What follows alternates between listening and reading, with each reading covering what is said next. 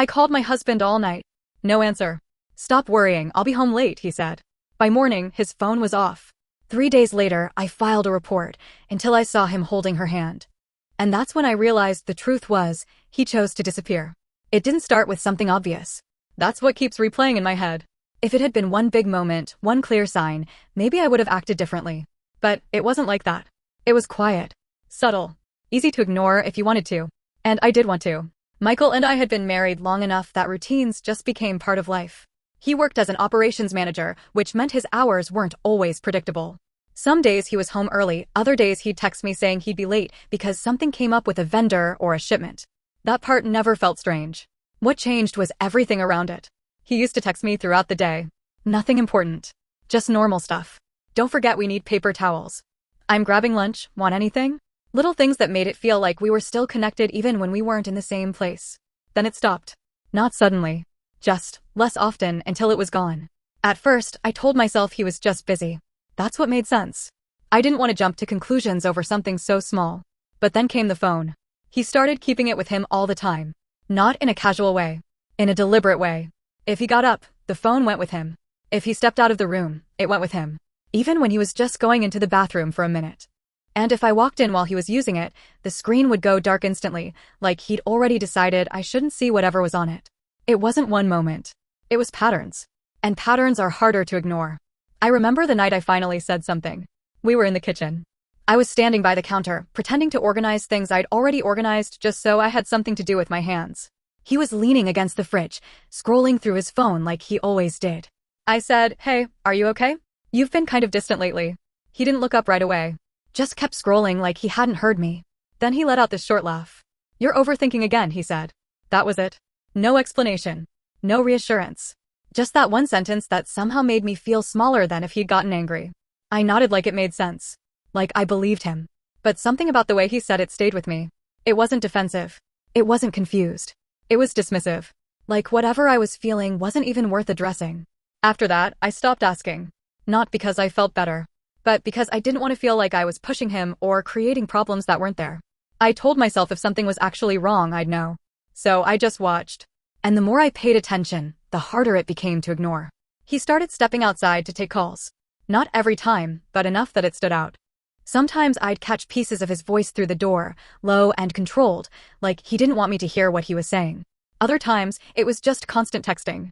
His phone lighting up at night, buzzing on the table, and every time I looked over, it was already face down or the screen was off. There was one night I came closer than I ever had to actually checking. He was in the shower. His phone was on the nightstand. It lit up once. Just a quick notification. I walked over without even thinking about it. I stood there staring at it. I could have picked it up. I could have seen everything right then. But I didn't. I told myself if I crossed that line, there was no going back. And I wasn't ready to admit that I didn't trust my own husband. So I stepped away. Looking back now, I don't know if that was me being respectful or just afraid of what I'd find. The last normal conversation we had didn't feel important at the time either. That's another thing that bothers me. It was a Tuesday. Nothing special. I was sitting on the couch, half watching something I wasn't really paying attention to when he walked in, already putting on his jacket. I asked, "You heading out again?" He said, "Yeah, just meeting someone for work. Shouldn't be too long." I remember asking, "Do you want me to stay up?" And he shook his head. "Don't wait up," he said. "I'll be late." There was nothing strange about the words themselves. He'd said that before. But the way he said it felt final. Like he had already decided something I wasn't part of. I didn't question it. I just said, "Okay." He grabbed his keys, his phone, and walked out the door. No hesitation. No second look. That was the last time I saw him as my husband. At the time, I didn't know that. At the time, I thought it was just another late night. I didn't realize I was watching him leave for good. At first, nothing felt wrong. That's the part one keep going back to, like if I replay it enough times, I'll find the exact moment where I should have known. He left around 7. That was normal. I stayed on the couch for a while, half watching TV, scrolling on my phone, not really thinking about anything. By 10, I noticed he hadn't texted. Not unusual. There were nights he got caught up and forgot. I told myself that's all it was. By midnight, I finally sent one. "Hey, everything okay?" No reply. I stared at my phone longer than I should have. Like if I just waited a few more seconds, it would light up. It didn't. At 12:30, I sent another. "Are you still up?" Still nothing. That's when the feeling started. Not panic. Not yet. Just something off. That quiet discomfort that sits in your chest and won't go away. I told myself his phone probably died. That happens sometimes. He was terrible at charging it. So I went to bed. Or at least I tried to. I kept waking up, reaching for my phone, checking the time, checking for messages that weren't there. Every time the screen lit up, it was just silence staring back at me. Around 2 in the morning, I called him. Straight to voicemail. I hung up and told myself it didn't mean anything. If his phone was dead, of course it would go straight to voicemail. I didn't call again. I don't know why. Maybe part of me didn't want confirmation that something was wrong. Morning felt strange. Too quiet. He wasn't home. His side of the bed was still empty, untouched. I checked my phone again. Nothing. No missed calls. No texts. I sent another message. Hey, did you stay somewhere? Just let me know you're okay. I kept it calm. Casual. Like I wasn't already starting to feel something I didn't want to name. Then I got ready for work. I went through my normal routine like everything was fine. Shower, coffee, getting dressed. I even checked the front window at one point, half expecting to see his car pulling in. It never did. By the time I got to work, I was distracted. I sat at my desk, opened my laptop, stared at emails I couldn't focus on. Every few minutes, I checked my phone. Still nothing. Around noon, I called again. Straight to voicemail. That's when it shifted. It stopped feeling like he's just busy and started feeling like something wasn't right. I texted him again. Michael, can you please just tell me you're okay? No response. I waited until after work before doing anything else. I don't know why I waited. Maybe I was hoping he'd walk through the door before I had to admit something was wrong. But when I got home, the house was exactly how I left it. Quiet. Still. Too still. I stood in the kitchen for a minute, just looking around like something might explain itself. His keys weren't there. His jacket was gone. Everything else was exactly the same. That's when I called his mom. I didn't want to, but I didn't know what else to do. Hey, Patricia, I said, trying to sound normal. Have you heard from Michael? There was a pause. No, why? She asked. I hesitated for half a second, then said, he didn't come home last night. Another pause. Longer this time. That's not like him, she said. I know, I said, even though part of me was still trying to convince myself it was. She asked if we'd had a fight. I said no, because we hadn't. Not really. After I hung up, I sat on the couch and just waited. I kept thinking I'd hear his car. That familiar sound pulling into the driveway. The door unlocking. His voice saying something normal, like nothing happened. It didn't come. That night felt longer than the first one. I didn't even try to sleep. I stayed in the living room, lights on, phone in my hand, watching the time move slower than it ever had before. Every little noise made me look up. Every car that passed made my heart jump for a second before settling back into that same heavy feeling. By the next morning, I knew. Not what happened, but that something was wrong. Really wrong. I called his dad this time. David, have you heard from Michael? No, he said. What's going on? I told him the same thing. That he hadn't come home. That his phone was off. That I hadn't heard from him in over a day. There was silence on the other end. Then he said, you should call the police. Hearing someone else say it made it real in a way I wasn't ready for. I didn't want to. Calling the police meant admitting this wasn't just a late night or a bad signal or a dead phone. It meant something serious had happened. I'll give it a few more hours, I said. But I already knew I wouldn't. By the afternoon of the second day, I was barely functioning. I couldn't focus. I couldn't eat. Every scenario in my head was worse than the last. Accident. Hospital. Something I couldn't even bring myself to fully think about. By the evening, I couldn't sit still anymore. I grabbed my keys and drove. I went past his office first. The parking lot was mostly empty. His car wasn't there. I sat there for a minute, staring at the building like it might give me answers. Then I drove past a couple of places he mentioned before. Restaurants, a bar he sometimes went to with coworkers. Nothing. No one had seen him. No one knew anything. By the time I got back home, the sun was already down. And the house felt even emptier than before. That's when I realized I couldn't keep pretending this was normal. I sat at the kitchen table, my phone in front of me, staring at the number I didn't want to call. My hand hovered over it for a long time. Because once I did it, everything would change. It wouldn't just be me worrying anymore. It would be official. Real. I took a breath, pressed the number, and held the phone to my ear. When the voice on the other end answered, I felt my throat tighten. I need to report someone missing, I said. And the moment the words left my mouth, I knew there was no going back. Saying the words out loud made everything feel heavier. I need to report someone missing. Even after I said it, part of me expected the person on the other end to tell me I was overreacting. That it hadn't been long enough. That I should wait. They didn't. They asked questions. Calm, steady, routine questions that made this feel real in a way nothing else had. What's his name? Michael Jones. When was the last time you saw him? Tuesday. Around 7. Has he contacted you since then? No. Any history of leaving like this? No. Each answer felt like I was building something I didn't want to exist. They told me to come down to the station. I don't remember the drive. I just remember sitting in a chair across from a desk, hands clasped together so tightly they hurt, trying to answer everything without falling apart. That's where I met Officer Thompson. He didn't rush me, didn't interrupt, just listened, writing things down as I spoke. Has anything changed recently? He asked. Work stress, financial issues, anything like that? I hesitated. There it was again. That same question I didn't want to answer. Not really, I said at first. Then I added, he's been distant. He looked up briefly. In what way? I swallowed. Working more. On his phone a lot. Just, not himself. I could feel how it sounded as I said it. Like I was reaching for something to explain why he might disappear. Any reason to believe he might not want to be found? He asked. That question hit harder than the others. Because it wasn't about accidents or emergencies anymore. It was about choice. I don't think so, I said, but even to me, it didn't sound certain. He nodded, wrote something down, then asked about his car, his phone, his usual routines. Everything practical. Everything grounded.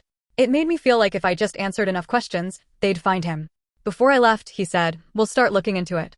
If he contacts you, you call us immediately. I nodded like I understood, even though nothing about this felt understandable. Walking out of the station felt different than walking in. He wasn't just late anymore. He was missing. And now other people knew it. By the time I got home, word had already started spreading. Michael's mom called me almost immediately. Jessica, what's going on? Her voice was already shaking. David said you called the police? I sat down slowly, my legs feeling heavier than they should. I didn't know what else to do, I said. I haven't heard from him in 2 days. There was silence, then a quiet, oh my God. That's when it started. The calls. His mom. His dad. A couple of his relatives I barely talked to. Everyone asking the same questions I didn't have answers to. When was the last time you saw him? Did he say anything? Did something happen? Each time I answered, it felt less like I was explaining and more like I was convincing myself this was real. By the next day, Patricia showed up at the house. She didn't knock. She just came in, already crying. I knew something wasn't right, she said, hugging me so tightly it almost hurt. I just knew it. I stood there, letting her hold on to me, even though I felt completely disconnected from everything. David came in a few minutes later. Quiet, controlled, trying to stay composed. We'll figure this out, he said. I nodded, even though I had no idea what this even was anymore. The house didn't feel like mine anymore after that. It turned into a place where people came and went, bringing worry, questions, tension. His mom sat at the kitchen table most of the day, calling people, asking if anyone had heard anything. His dad made calls of his own, more practical, more controlled. I just existed in the middle of it, answering when I had to, staring at my phone when I didn't. Waiting. Always waiting. Officer Thompson called that afternoon. We checked with his workplace, he said. He hasn't been there since Tuesday. That didn't help. If anything, it made things worse. Because now there was one less place he could be. Any updates on your end? He asked. No, I said. Nothing. Okay, we'll keep you updated. Every call ended the same way. No answers. Just waiting. That night was the worst so far. Because by then, it wasn't just worry. It was fear. Real fear. The kind that doesn't let you think clearly anymore. I sat on the couch, surrounded by people, but still feeling completely alone. My phone was in my hand again, like it had been for days. I opened our messages. Scrolled up. All those normal, everyday conversations suddenly felt like something else. Like clues I should have paid more attention to. The last message he sent me was still there. Don't wait up. I stared at it for a long time. Over and over. Like the words might change if I looked at them long enough. Around midnight, Patricia finally fell asleep on the couch. David turned off most of the lights and told me I should try to rest. I nodded. I didn't move.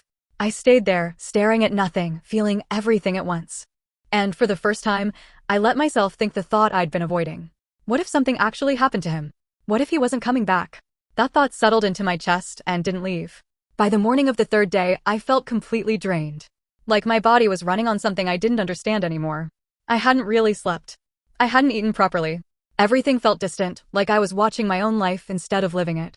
And still, nothing. No calls. No messages. No updates. Just silence. That's when I realized something that made everything feel worse. It wasn't just that he was gone. It was that there was no sign of him at all. No trace. No explanation. Nothing to hold on to. And somehow, that was worse than anything I could have imagined. By the third day, everything felt unreal. Not in a dramatic way. Just dull. Like my brain had decided to shut certain parts off so I wouldn't completely break. People were still coming in and out of the house. Patricia barely left the couch. David kept making calls. My phone wouldn't stop buzzing. But none of it felt like it was actually happening to me. It felt like I was watching it. Like I was just sitting in the middle of someone else's life. By late afternoon, I couldn't stay inside anymore. The house felt too heavy. Too full of worry and noise and questions I couldn't answer. I grabbed my keys and told Patricia I needed to pick up a few things. She nodded, wiping her eyes, barely really hearing me. I didn't even know where I was going at first. I just drove. Through streets I knew, past places we'd been before, everything feeling slightly off, like something had shifted and I couldn't fix it. I ended up at a grocery store on the other side of town. Not even our usual one. I think I just didn't want to run into anyone I knew. I walked inside, grabbed a basket, stared at shelves without really seeing anything. I picked up things we didn't need, put them back, walked in circles. I remember standing in front of the coffee aisle for way too long, just staring at brands we always bought, trying to remember the last time Michael and I had done something normal like grocery shopping together. I checked my phone again. Nothing. I finally grabbed a few random things and went to check out. The cashier said something to me. I think she asked if I wanted a receipt, but I barely registered it. I just nodded and left. When I stepped outside, the sunlight hit me harder than I expected. It felt too bright for everything that was happening. I walked to my car, put the bags in the back seat, and sat there for a minute with my hands on the steering wheel. I didn't start the engine right away. I just sat there, staring ahead, trying to breathe normally. Then I pulled out of the parking lot. I wasn't paying attention to where I was going. I just followed the road. Stopped at a red light. That's it. That's how it happened. Nothing dramatic. No build-up. Just a red light.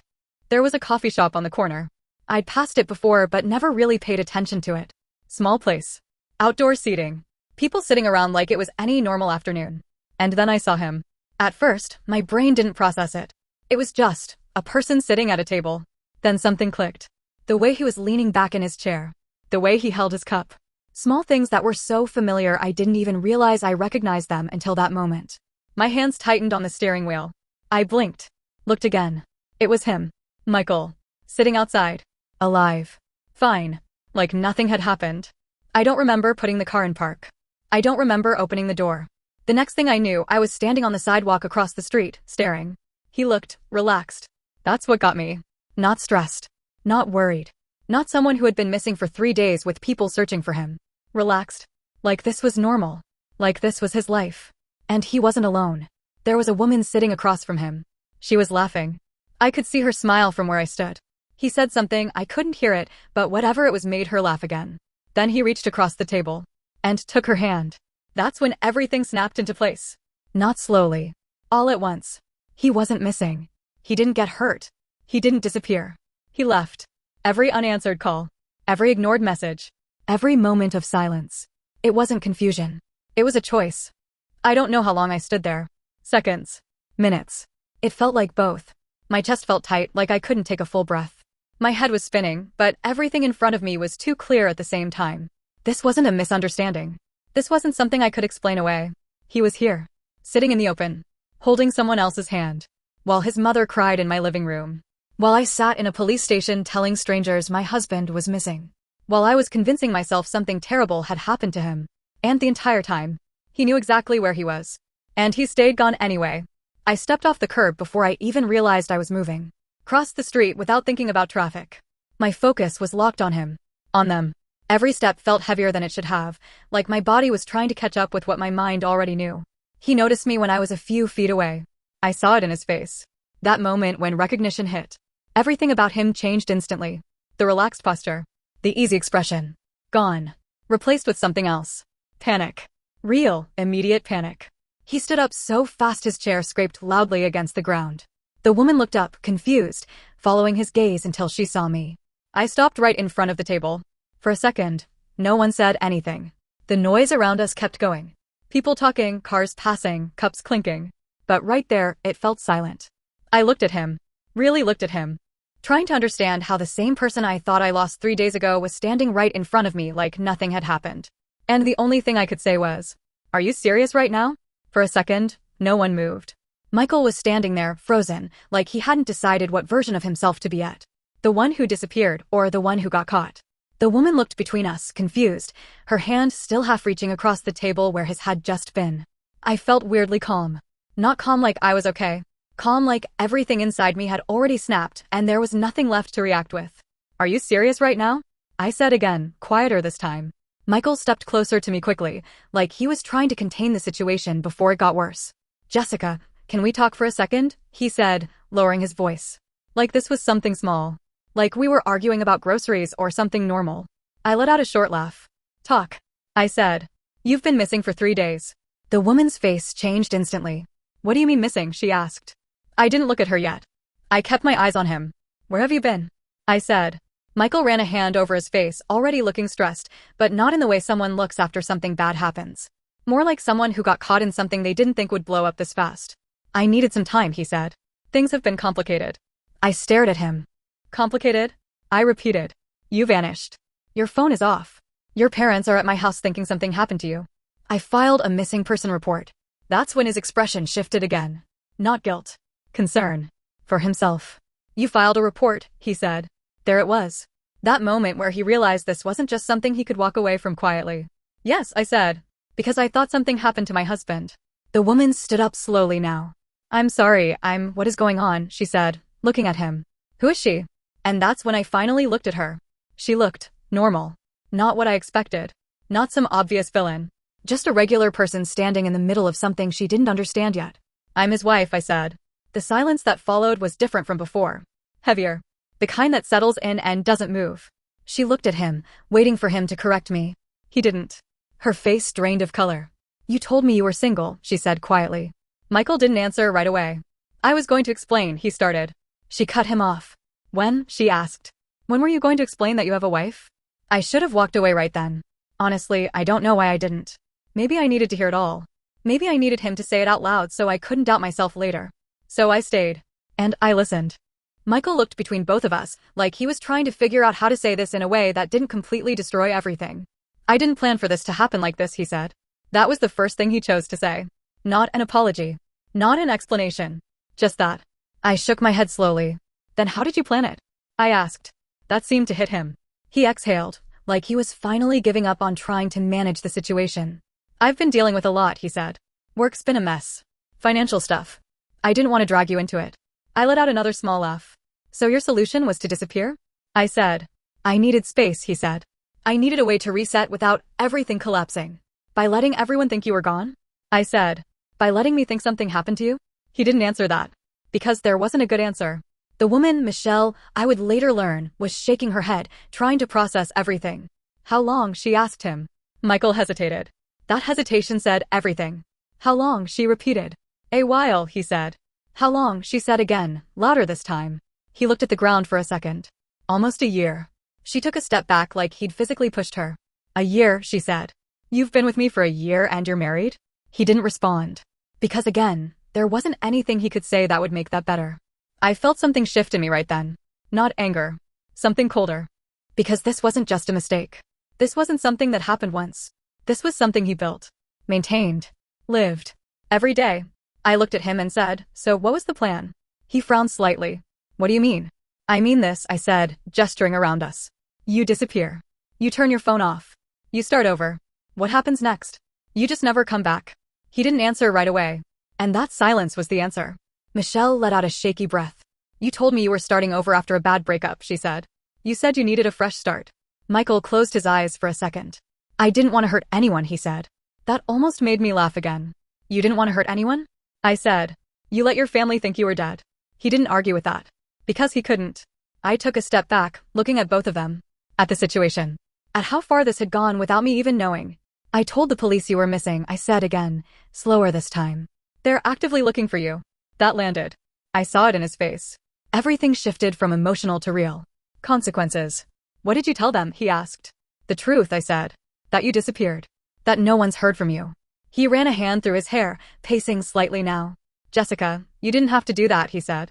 I just stared at him. I didn't have to report my missing husband? I said. That's not what I meant, he said quickly. This complicates things. Complicates things. That word again. Like everything he did was just an inconvenience that got out of control. Michelle looked at me then. I didn't know, she said. I swear I didn't know. And I believed her. That's what made it worse. Because this wasn't just him lying to me. He lied to both of us. Built two separate lives and somehow kept them from colliding until now. I nodded slightly. I know, I said. Then I looked back at him. I'm done, I said. Simple. Clear. There was nothing left to argue about. Nothing left to fix. He opened his mouth like he was about to say something, but I didn't stay to hear it. I turned and walked away. I didn't look back, because if I did, I wasn't sure what I'd feel. And I didn't want to give him anything else. Not even that. I didn't go home right away. I sat in my car for a long time, hands on the steering wheel, staring at nothing. It was quiet in a way I hadn't felt in days. No phone calls. No questions. No people around me trying to figure out what happened. Just silence. And for the first time since all of this started, I could actually hear my own thoughts. He wasn't missing. He wasn't hurt. He chose to leave. That kept repeating in my head over and over, like I needed to fully understand it before I could move on. I thought about his mom sitting in my living room, crying. About his dad trying to stay calm while making calls. About myself, sitting in a police station, trying to explain where my husband might be.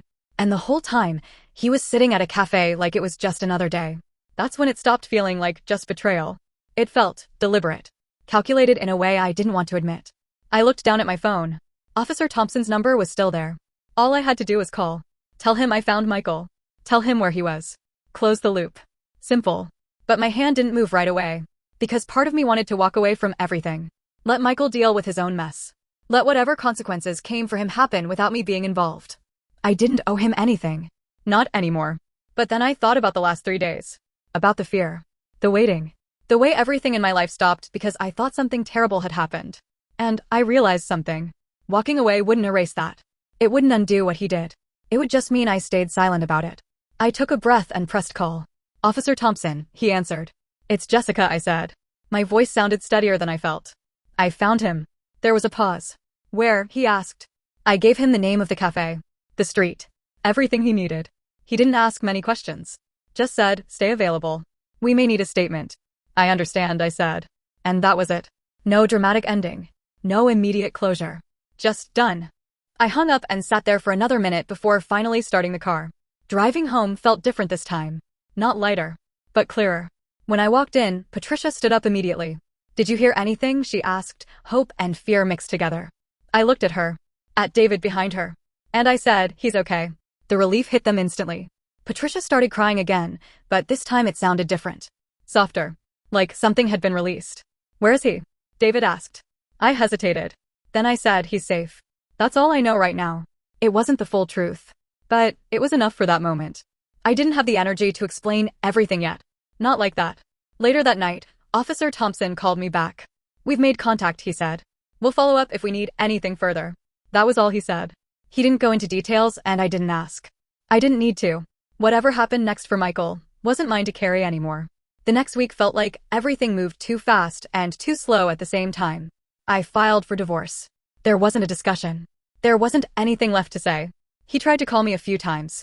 I didn't answer. He sent messages. Long ones. Short ones. Apologies. Explanations. I didn't respond to any of them. Because none of it changed what he did. None of it gave me those 3 days back. None of it erased the moment I saw him sitting there like I didn't exist. I packed my things and moved out. The apartment I found was smaller. Quieter. Just enough space for me to exist without everything reminding me of him. The first night there felt strange. Not empty. Just still. No tension. No waiting. No wondering. Just silence that didn't feel heavy anymore. It felt neutral. Like something I could eventually get used to. It's been a couple months now. I've settled into a routine again. Work, home, small things that feel normal in a way I didn't think they would. But there are still moments. Random ones. Where it hits me all over again. Driving past a coffee shop. Hearing a phone buzz. Seeing a couple sitting across from each other, laughing.